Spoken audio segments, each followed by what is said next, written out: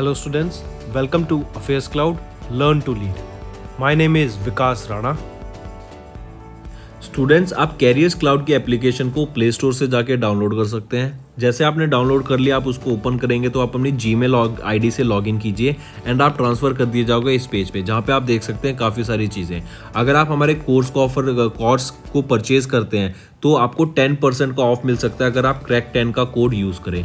इसी के साथ साथ फ्रेंड्स, आपको अगर हमने कोर्स परचेज किया आपने हमारा, तो आप अपने कोर्सेज को यहाँ पे नीचे ऑब्जर्व कर सकते हैं। इसी के साथ साथ अगर कोर्स की बात करें, क्यों हमारा course one of the best solution है फॉर करंट अफेयर्स, बिकॉज हम यहाँ पे डेली बेसिस पे आपको करंट अफेयर्स प्रोवाइड करते हैं। डेली बेसिस पे 20 क्वेश्चंस की आपको क्विज प्रोवाइड की जाएगी, वीकली बेसिस पे आपको 50 क्वेश्चंस की क्विज प्रोवाइड की जाएगी और वीकली बेसिस पे आपको जो इंपॉर्टेंट करंट अफेयर्स होते हैं उस पर्टिकुलर वीक के, उसकी भी पीडीएफ प्रोवाइड की जाएगी। और मंथली बेसिस की बात करें तो 100 क्वेश्चंस की आपको पीडीएफ दी जाएगी, जो आपके लिए प्रिपरेशन के लिए मोर देन सफिशिएंट रहेगी, क्योंकि इतना इंटरेस्टिंग सेशन हो जाता है ये मंथली का कि आपको पूरा 100 क्वेश्चन पढ़ने में भी बहुत मजा आएगा, क्योंकि बहुत सारी इंपॉर्टेंट चीजें आपको सीखने को मिलेंगी।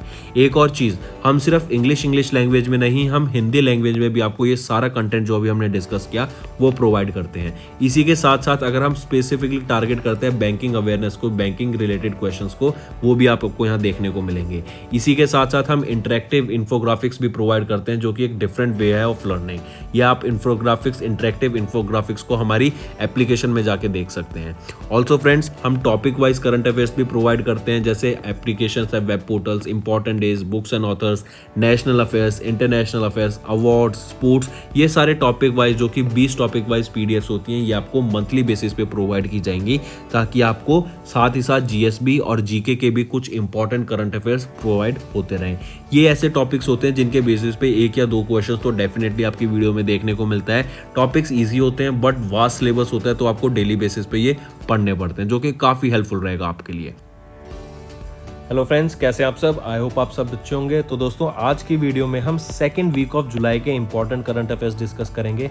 1 जुलाई के हम ऑलरेडी अपलोड कर चुके हैं, तो आप पहले उस वीडियो को देखिएगा एंड फिर सेकेंड वीडियो पे आइएगा सेकेंड वीक की, क्योंकि आप अगर फ्लो में पढ़ेंगे तो ज़्यादा आपके लिए बेनिफिशियल रहेगा। कुछ चीज़ें पहले आती है और उसके बाद फिर वो चेंज भी हो जाती हैं। तो करंट अफेयर्स अगर आप सीक्वेंस में पढ़ें तो आपके लिए बहुत हेल्पफुल रहेगा।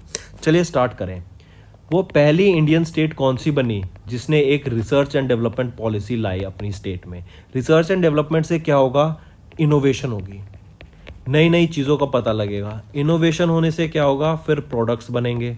प्रोडक्ट कैसे बनेंगे? जब एंटरप्रेन्योर्स आएंगे, और एंटरप्रेन्योर्स आएंगे तो जॉब एम्प्लॉयमेंट होगी, जॉब डेवलप होगी, जॉब की अपॉर्चुनिटी मिलेगी लोगों को। ठीक है, फिर लोग स्किल सीखेंगे उससे related and then job opportunity. तो indirectly research and development policy क्या होगा आपका? जॉब्स क्रिएट की जाएंगी। तो ये रिसर्च एंड डेवलपमेंट पॉलिसी लाने वाली वो पहली स्टेट इंडिया की कौन सी बनी? वो है कर्नाटका।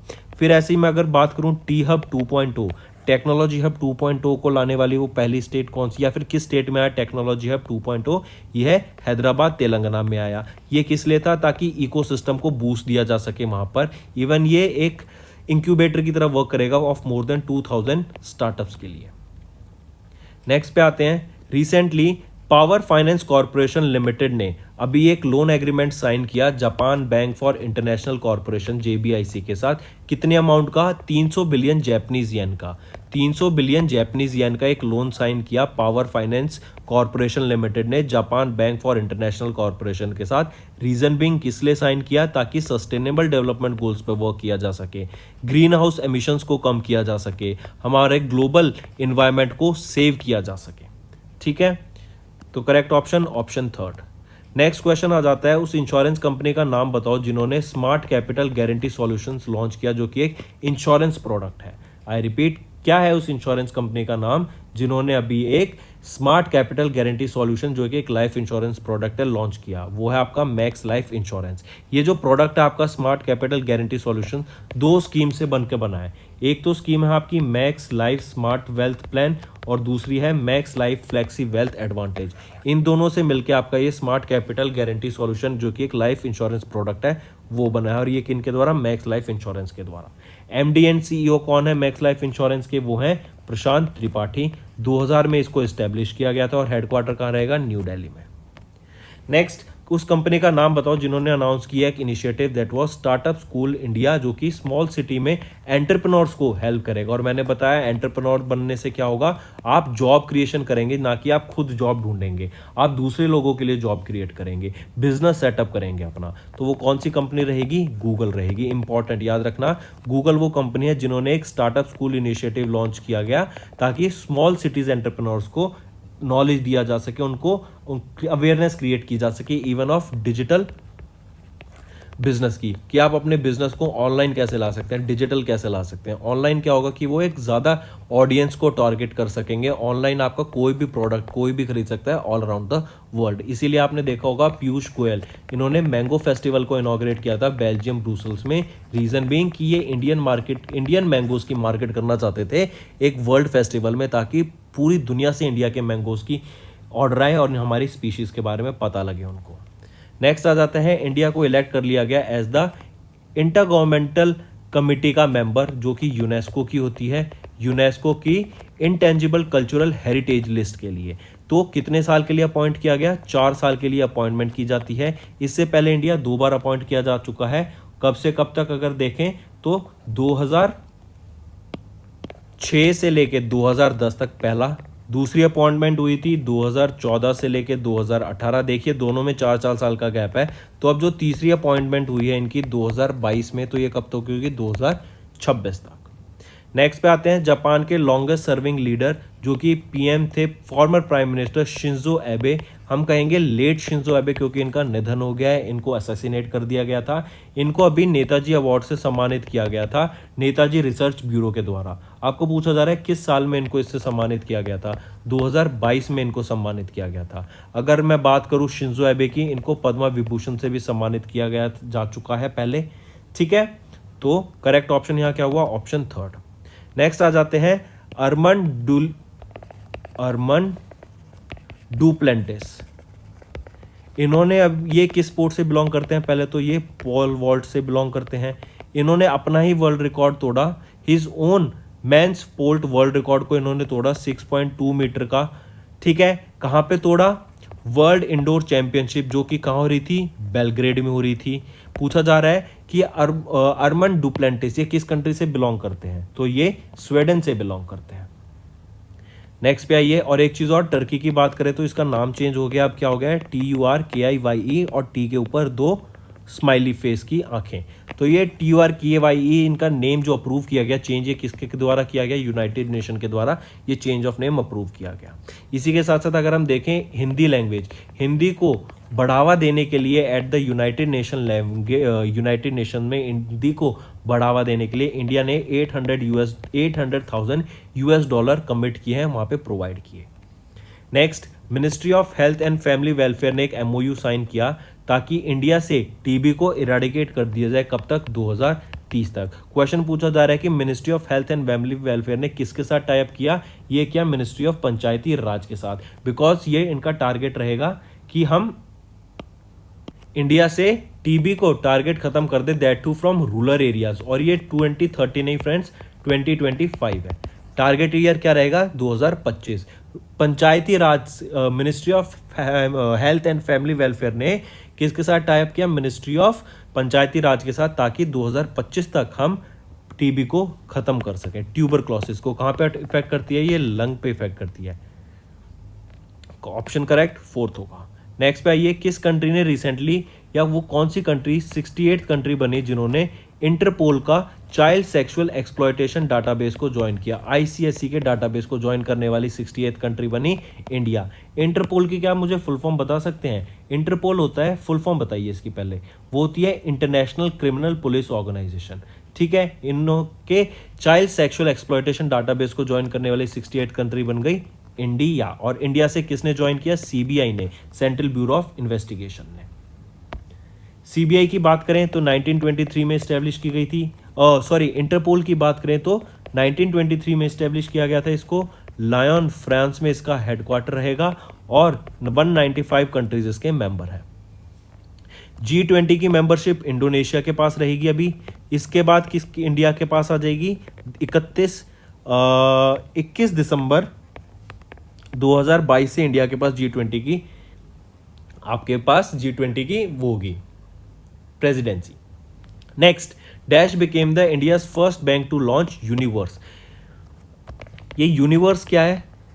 ये एक वर्चुअल लॉन्च है जो कि मेटावर्स में लॉन्च किया गया। ठीक है, आई रिपीट, कौन सा बैंक वो पहला इंडिया का बैंक बना टू लॉन्च यूनिवर्स, जो कि एक बैंक का मेटावर्स वर्चुअल लॉन्च है। तो वो कौन सा बैंक है? Union bank of India. इसी के साथ साथ आपको याद रखना है जेपी मॉर्गन।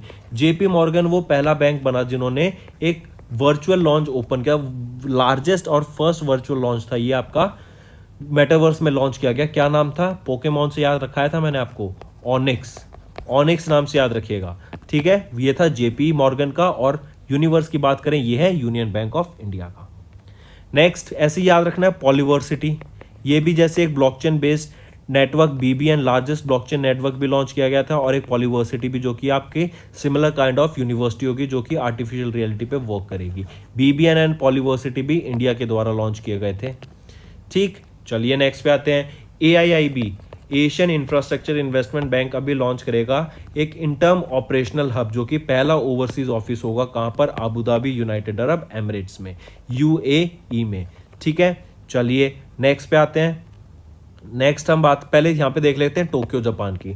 टोक्यो जापान ने होस्ट किया था क्वाड कंट्रीज की मीटिंग को, जो अभी 2022 में हुई थी। क्वाड कंट्रीज में कौन कौन से होते हैं? इंडिया, USA, ऑस्ट्रेलिया और जापान।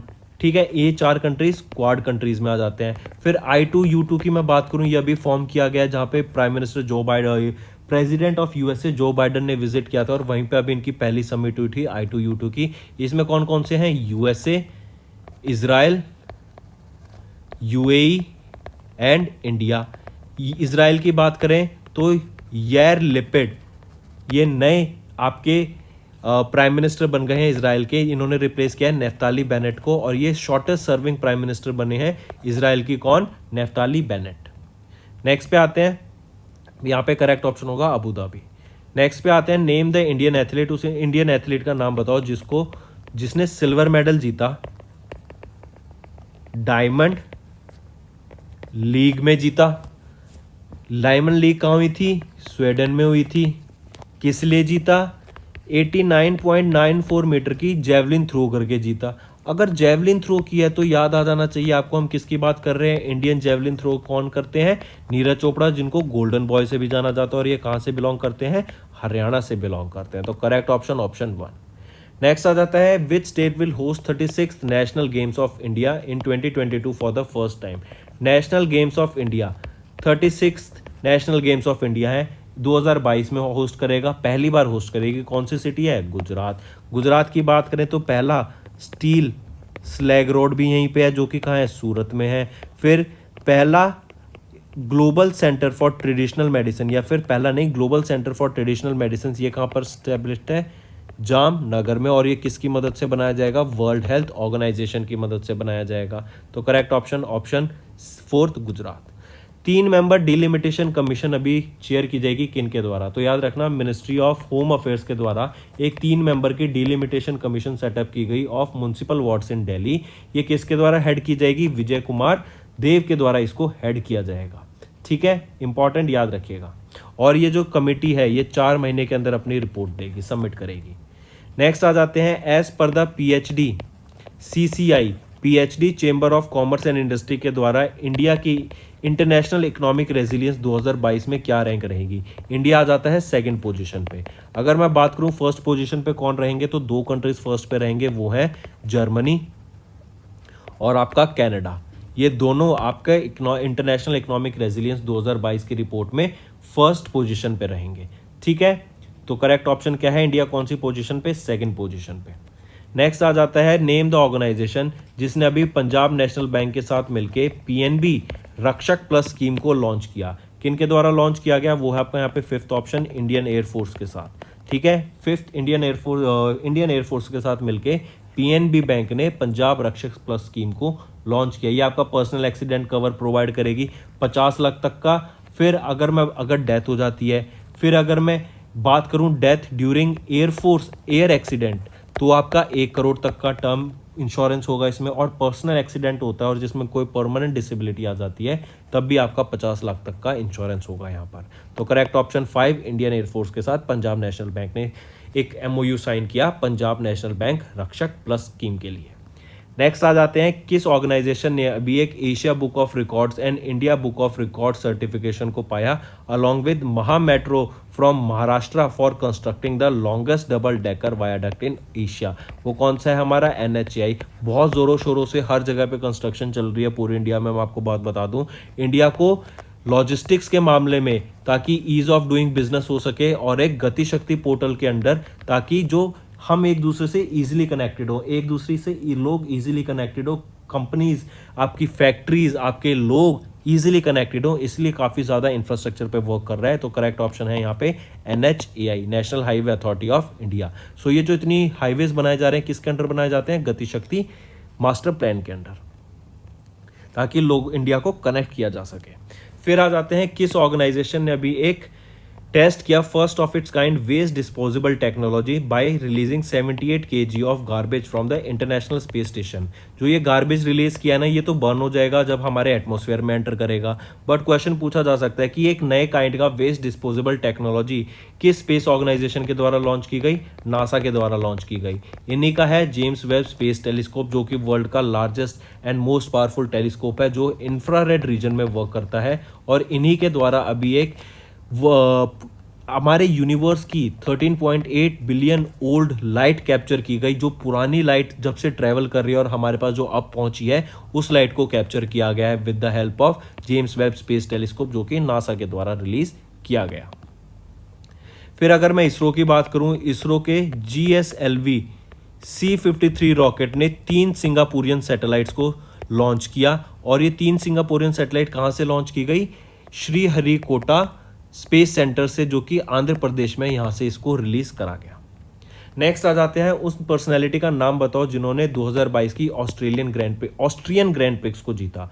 वो है चार्ल्स लेस्लर। चार्ल्स लेस्लर किसके लिए ड्राइव करते हैं? ये रेडबुल के लिए ड्राइव करते हैं। लुइस हैमिल्टन मर्सिडीज के लिए ड्राइव करते हैं। मैक्स वर्स्टैपेन आपका ये भी रेडबुल के लिए ही ड्राइव करते हैं। मैक्स वर्स्टैपेन ने एमिलिया रोमांगना ग्रैंड प्रिक्स को जीता। लुइस हैमिल्टन को नाइटहुड अवार्ड से सम्मानित किया गया था और चार्ल्स लेस्लर ने भी ऑस्ट्रियन ग्रैंड प्रिक्स को जीता।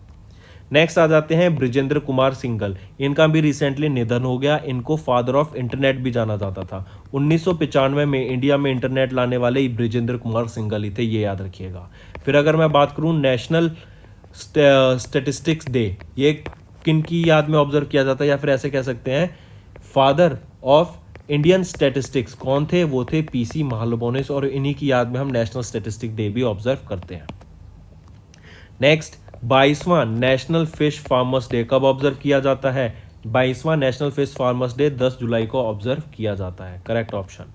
नेक्स्ट आ जाता है वर्ल्ड पॉपुलेशन डे 2022 का कब ऑब्जर्व किया गया UN के द्वारा?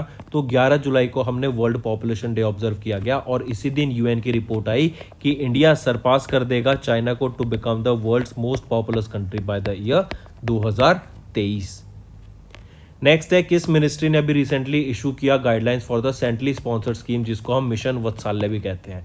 मिशन वत्सल्य को याद रखना, इससे पहले इसका एक और नाम था जो था child protection service scheme. Child protection service scheme, ये आपका नाम था मिशन वत्सल्य का। इस स्कीम का जो मेन एम है वो क्या है? To ensure that every child in India has a healthy and happy childhood, मतलब राइट अमाउंट ऑफ न्यूट्रिशन और एक हेल्दी लाइफस्टाइल उनको प्रोवाइड की जाए। ये किसका एम रहेगा? मिशन वत्सल्य का।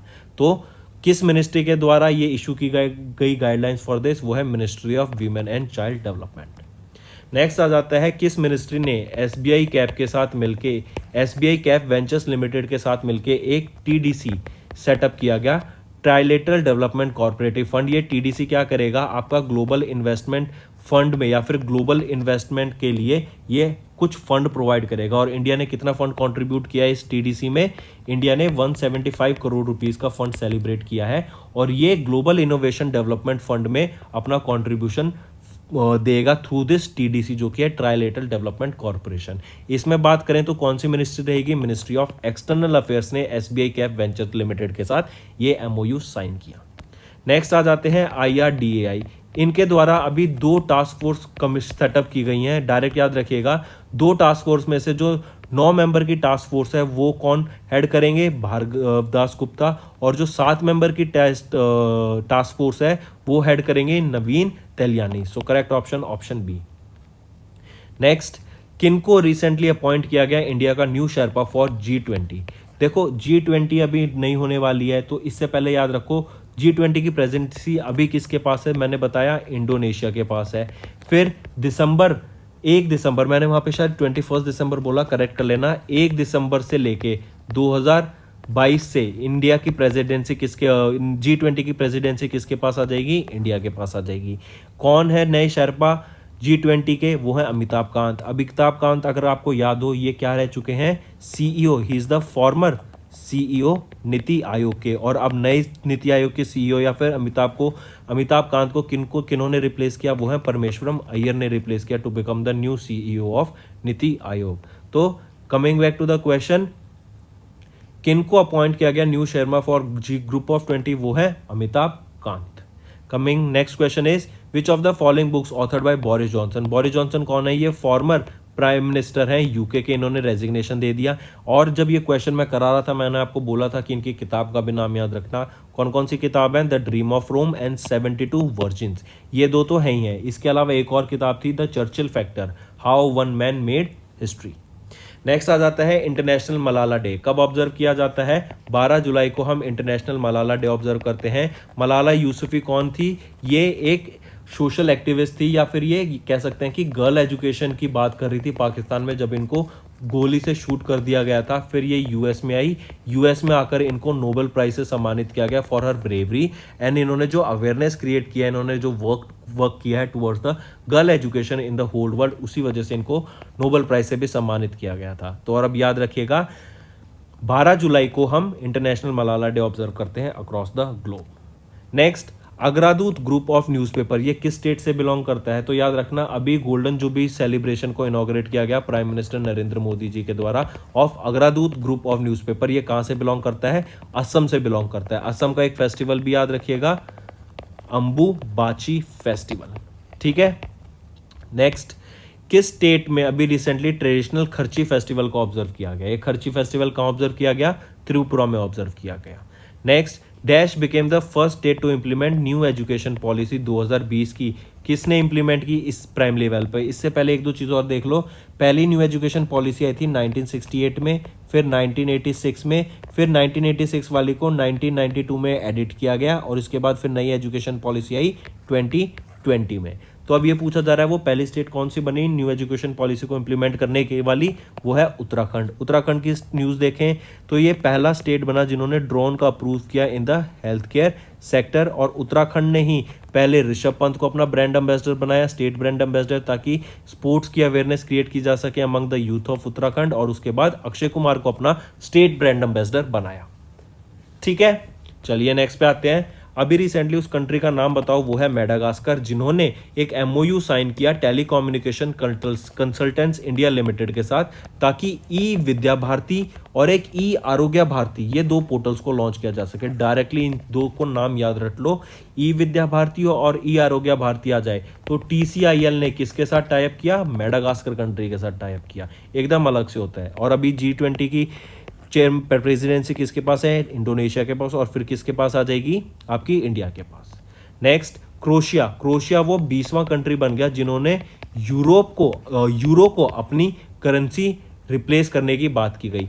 1 जनवरी 2023 से यूरो करेंसी हो जाएगी क्रोशिया की। ठीक है, correct option option third.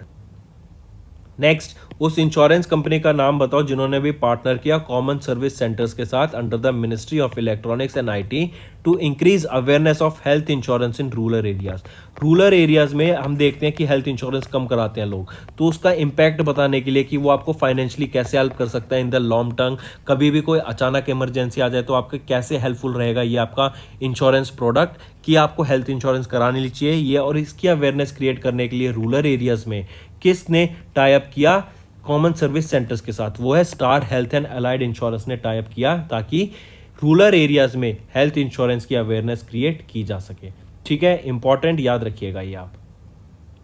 Next आ जाता है RBI ने अप्रूव किया appointment of Meena Hemachandra as the part time chairman of the which of the following bank 3 साल के लिए, तो वो है Karur वसाय bank.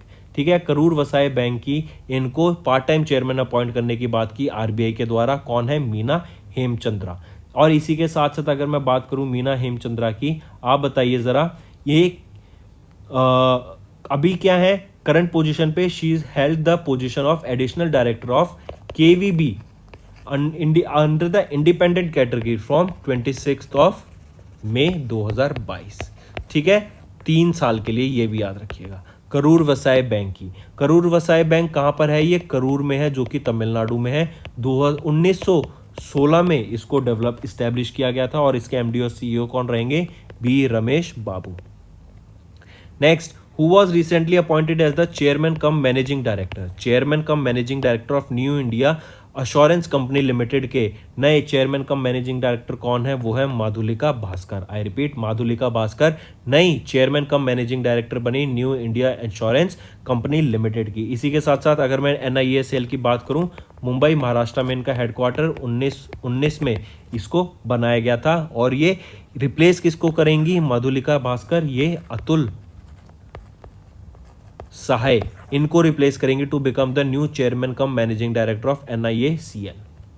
Next, name the company जिन्होंने लॉन्च किया इंडिया का पहला indigenously developed lithium ion cell, LION। Lithium ion cell को डेवलप करने वाली वो पहली इंडिजीनियसली डेवलप करने वाली वो कौन सी कंपनी है? वो है आपकी ओला इलेक्ट्रिक। तो इंपॉर्टेंट क्वेश्चन बनता है, ओला इलेक्ट्रिक वो इंडिया की कंपनी बन गई जिन्होंने पहला indigenously developed lithium ion cell को डेवलप किया। और ये एक गीगा फैक्ट्री भी सेटअप करने की बात कर रहे हैं बाय 2023। कहां पर? चेन्नई में, to develop this lithium ions. ये फ्यूल सेल्स होते हैं। ठीक है, विच आ जाता है, which state union territory establish the India first eco park. कहां पे डेवलप किया गया? E waste eco park New Delhi में करा गया था। नेक्स्ट आ जाता है, implementation of PIMS will be effective from when. PIMS सबसे पहले हम देख ही लेते हैं PIMS होता क्या है, क्यों लॉन्च किया गया, किसके द्वारा लॉन्च किया गया था। जैसे हम देखते हैं पेपर जब हम इंपोर्ट करता है कोई ट्रेडर, तो कई बार वो शो नहीं करता अपनी, दिखाता नहीं है कि मैंने इतना इंपोर्ट किया है, मतलब इलीगली इंपोर्ट कर देता है। जिससे क्या होता है, जो हमारे ट्रेड का जो डाटा होता है, हमारे गवर्नमेंट के पास पूरा प्रॉपर डाटा नहीं रहता। तो इस इलीगल ट्रेड को अवॉइड करने के लिए इन्होंने इंप्लीमेंट किया कि जो भी इंपोर्ट करेगा पेपर को, उनको इसके अंदर रजिस्टर करना पड़ेगा और राइट अमाउंट का आपने जो पेपर इंपोर्ट किया है उसको दिखाना पड़ेगा, otherwise it will be considered illegal. तो ये directorate general DGFT, director general of foreign trade ने इंट्रोड्यूस किया paper import monitoring system PIMS। ये करेगा, it is to change the import policy for major paper products. ठीक है, तो इसको बोला गया ये कब से इंप्लीमेंट की जाएगी? 1 अक्टूबर 2022 से इसको इंप्लीमेंट किया जाएगा। Next, which space tech startup recently inaugurated rocket factory 1। Rocket factory 1 को इस्टेब्लिश करने वाली वो कौन सा स्टार्टअप है जो कि फर्स्ट एवर स्टार्टअप बनेगा to 3D print rocket engines को 3D प्रिंट करने वाला वो पहला स्टार्टअप कौन सा बनेगा और वो कहां पर सेटअप है, ये आपसे पूछा जा रहा है। IIT मद्रास में ये सेटअप किया जाएगा जहां पे 3D प्रिंटेड रॉकेट इंजन्स किए जाएंगे, जिनको रॉकेट इंजन्स को 3D प्रिंट किया जाएगा। और किस फैक्ट्री में? रॉकेट फैक्ट्री 1 में। कौन सा स्टार्टअप है, क्या नाम है उस स्टार्टअप का? अग्निकुल कॉस्मोस। ठीक है, अग्निकुल कॉस्मोस। नेक्स्ट आ जाता है, उस कंपनी का नाम बताओ जो कि डेवलप कर रही है industry's first and world's fastest graphic dynamic random access memory, DRAM को इस्टेब्लिश करने वाली, बनाने वाली, जो कि वर्ल्ड का पहला और fastest graphic dynamic random access memory chip होने वाली है। वो कौन सी कंपनी है? वो सैमसंग कंपनी। और ये कहाँ की कंपनी है? साउथ कोरिया की ये कंपनी रहेगी। नेक्स्ट पे आ जाते हैं, आपको स्टेट का नाम बताना है जिन्होंने, जो पहला स्टेट बना जिन्होंने डिसेबल्ड फ्रेंडली पार्क को सेटअप किया गया। कहां पर? जवाहरलाल बाल भवन में, क्यूबन पार्क में। आई रिपीट, पहला डिसेबल्ड फ्रेंडली पार्क कहां सेटअप किया गया, किस स्टेट के द्वारा? कर्नाटका में इसको सेटअप किया गया। इंपॉर्टेंट क्वेश्चन फ्रेंड्स, काफी जो डिसेबल्ड लोग होते हैं उनके लिए एक पार्क, उनकी सभी फैसिलिटीज को ध्यान में रखते हुए एक फ्रेंडली पार्क सेटअप किया गया जवाहरलाल बाल भवन में, जो कि क्यूबन पार्क में है, जो कहां पर है? कर्नाटका में। 3 करोड़ की लागत से ये पार्क डेवलप किया गया है। नेक्स्ट, किस कंट्री ने साइन किया first international data adequacy agreement post Brexit with South Korea? कौन सी कंट्री बनी? यूनाइटेड किंगडम वो बनी। नेक्स्ट हम बात करेंगे डिपार्टमेंट ऑफ कंज्यूमर अफेयर्स की, जो कि ministry of consumer affairs and food and public distribution के अंडर आता है। इन्होंने एक कमिटी फॉर्म की to develop the comprehensive framework on the right to repair. ठीक है, राइट टू रिपेयर के अंडर इन्होंने एक कमेटी सेटअप की। पूछा जा रहा है इस कमेटी की चेयरमैन कौन रहेंगी, वो है निधि खारे। ठीक है, ये कमेटी ने डेवलप किया है comprehensive framework on the right to repair, जिनकी चेयरमैन रहेंगी निधि खारे। नेक्स्ट आ जाता है किस मिनिस्ट्रीज की वेबसाइट या पोर्टल को रैंक 1 मिला है under the central ministries portal. ठीक है, या फिर आप इसको ऐसे कह सकते हैं, अभी एक रिपोर्ट रिलीज की गई national e governance service delivery assessment, जो 2 जुलाई 2022 की रिलीज की गई। इसमें पूछा गया सबसे अच्छी वेबसाइट या पोर्टल किस मिनिस्ट्री की रहेगी। ऐसे याद रखिए, वो कौन सी मिनिस्ट्री है, वो है आपकी मिनिस्ट्री ऑफ होम अफेयर्स की। Next, ministry of commerce and industries extended the rebate of state and central taxes levies scheme. उसको कब तक एक्सटेंड कर दिया गया है, 31 मार्च 2024 तक उसको एक्सटेंड कर दिया गया है। नेक्स्ट, डैश जुलाई में Kerala became the first and the only state in India to have their own internet service. खुद का इंटरनेट सर्विस होने वाली वो पहली स्टेट इंडिया में कौन सी बनी, केरला। और सर्विस प्रोवाइडर कौन रहेगा, KFON। केरला फुल फॉर्म है Kerala fibre optic network limited. एक चीज और, ये तो है पहला स्टेट बनी to have their own internet service, KFON limited के साथ मिलके ये सर्विस प्रोवाइड करेगा। और पहला OTT प्लेटफॉर्म होने वाली भी इंडिविजुअल पहली state to have their own OTT platform, वो भी केरला है। और इस OTT प्लेटफॉर्म का नाम सी स्पेस। केरला के द्वारा ही एक एप्लीकेशन लॉन्च की गई थी, शैली ऐप। ये क्या थी, हेल्थ एंड वेलनेस एप्लीकेशन जो है शैली ऐप। तो करेक्ट ऑप्शन 5। नेक्स्ट आ जाते हैं, किस बैंक ने रिसेंटली, या कौन सी बैंक वो पहला बैंक बना, प्राइवेट सेक्टर बैंक बना to integrate new e filing portal of the income tax department. Income tax department का ई फाइलिंग पोर्टल को इंटीग्रेट करने वाला वो पहला बैंक कौन सा बना, वो है आपका which bank, ABCD, that is B option, Kotak Mahindra bank बना। Next, what is the theme of the world youth skills day, जो कि 15 जुलाई को हम ऑब्जर्व करते हैं। तो थीम रहेगी आपकी वर्ल्ड यूथ स्किल्स डे की, वो है transforming youth skills for a future. ये आपकी थीम रहेगी, जो कि 15 जुलाई को हम ऑब्जर्व करते हैं वर्ल्ड यूथ स्किल्स डे की। यूनाइटेड नेशन के द्वारा ऑब्जर्व किया जाता है across the globe. Next, Jalpara national park, ये कहाँ ऑब्जर्व किया जाता है, कहाँ पर सिचुएटेड है, ये है वेस्ट बंगाल में आपका जलपरा नेशनल पार्क। ठीक है, तो फ्रेंड्स ये थे हमारे क्वेश्चन। आई होप आपको वीडियो पसंद आई होगी। अगर आप चाहते हैं हम ऐसा सेशन फ्यूचर में लाते रहे तो कमेंट करके फ्रेंड्स जरूर बताइएगा। आज का सेशन बहुत हेल्पफुल रहेगा। देखो, पहले जो फर्स्ट वीक की वीडियो आई है आपके जुलाई की, पहले उसको देखना एंड देन सेकेंड वीक के देखना। एंड एक चीज़ और, प्रिपरेशन करते वक्त मैं आपको सजेस्ट करूंगा कि वीडियो को ना आप 2-3 बार ज़रूर देखें। जैसे आज की जो वीडियो, हमने कितने सारा कंटेंट रिवाइज किया है, बहुत कंटेंट रिवाइज हो जाता है।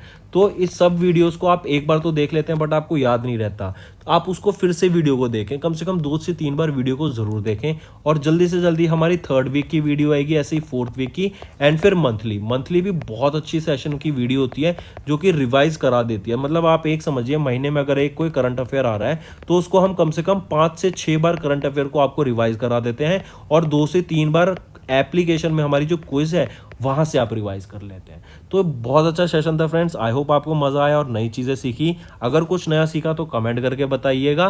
That's all for the day friends, thank you and have a nice day. That's all for the day friends, ये हमारी वीडियो थी। आई होप आपको वीडियो पसंद आई होगी। इसी के साथ साथ फ्रेंड्स, आप हमारे यूट्यूब चैनल को सब्सक्राइब कर सकते हैं, आप टेलीग्राम चैनल पे जाके हमें फॉलो कर सकते हैं। एंड इसी के साथ साथ अगर आपको कोई भी प्रॉब्लम आ रही है या तो पेमेंट में या हमारे कोर्सेज के साथ, तो आप हमें कांटेक्ट कर सकते हैं एट द नंबर 7677333862, या फिर आप हमारी मेल आईडी पे हमें मेल कर सकते हैं। And I will make sure कि आपकी जो प्रॉब्लम है उसको जल्दी से जल्दी सॉल्व किया जाए। इसी के साथ साथ आप हमारे इंस्टाग्राम हैंडल affairscloud_official को फॉलो कर सकते हैं। कोड और याद रखना, वो है विकास 10। अगर आपको 10% का एक्स्ट्रा डिस्काउंट चाहिए तो आप विकास 10 का कोड यूज कर सकते हैं, आपको क्रैक 10 के अलावा 10% का डिस्काउंट यहां पे मिलेगा। और इसी के साथ साथ अगर आपको कोई भी इश्यू आ रहा है हमारी एप्लीकेशन से रिलेटेड, वेबसाइट से रिलेटेड, या आपका कोर्स परचेज नहीं हो रहा, या आपका कोर्स परचेज हो गया, पैसे कट गए हैं, या कोई भी इश्यू आ रहा है, तो आप हमें कॉन्टैक्ट कर सकते हैं एट द नंबर 9677333862, या फिर आप मेल कर सकते हैं support@the rate of affairscloud.com पे एंड आई मेक श्योर हमारा रिप्रेजेंटेटिव आपको जल्दी से जल्दी आपको रीच करेगा एंड आपकी प्रॉब्लम को सॉल्व करेगा।